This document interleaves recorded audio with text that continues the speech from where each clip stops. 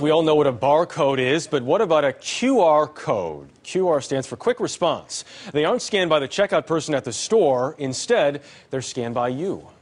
I think QR codes are a way to learn more about the thing that's in front of you. QR codes are like web links to the real world, and they're a lot faster than typing on mobile phones. QR codes have been used in Japan for years. When scanned by a cell phone, they provide a link to a web page and additional information. In Europe, QR codes can be seen on buildings as well as on products like soda. I think QR codes are getting increasingly popular in the US, and you'll see them on more products, more stores. Barcodes that can be scanned with cell phones are now showing up in magazines and in stores. At Norma Kamali in New York, QR codes are everywhere.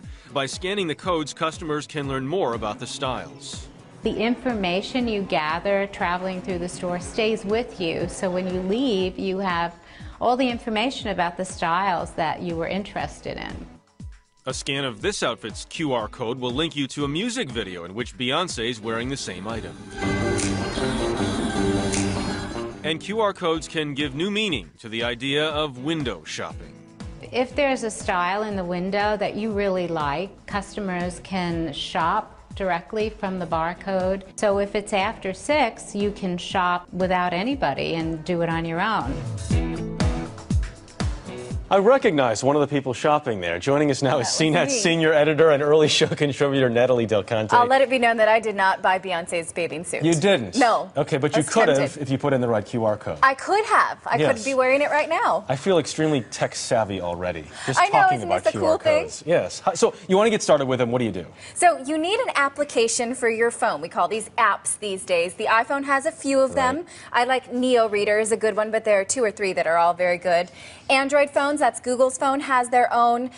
Each phone has a different software. You can find them pretty easily. Neo Reader is one that works on non-smartphones as well. So if you're thinking, oh, I need an iPhone for this, you don't actually. You just need a phone with a camera, and then you get software for it. As soon as you launch that application, the application will launch your camera phone. But you're taking a picture of the QR code and then it's taking it into the phone. You don't necessarily take a picture. It uses the camera to scan it. As soon as the camera reads that code, it's going to send you to wherever that QR code wants to send you. Where might we see these? Magazines? Well, we're already seeing these in magazines. So here's a Self magazine that's using it.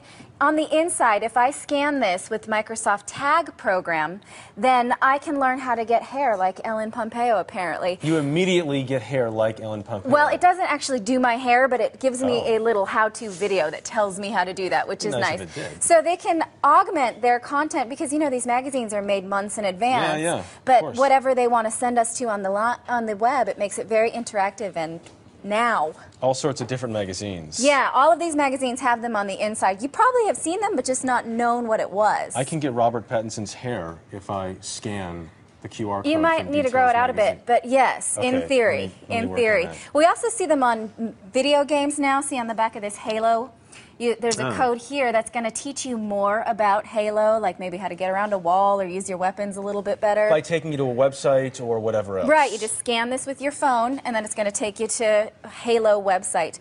This is a We the Kings poster for this band, and if you were to scan the code on the band, you're entered into a contest, so you can win tickets, you can get ringtones, free downloads, all of that kind of stuff. Bands, everybody taking advantage of this right now. Now, I would be remiss in this segment if I didn't ask if the early show has a QR code. We are on top of that because they do work on TV. So if you at home have a QR code reader on your phone, you can scan this right now. So this one right here will take you to earlyshow.cbsnews.com.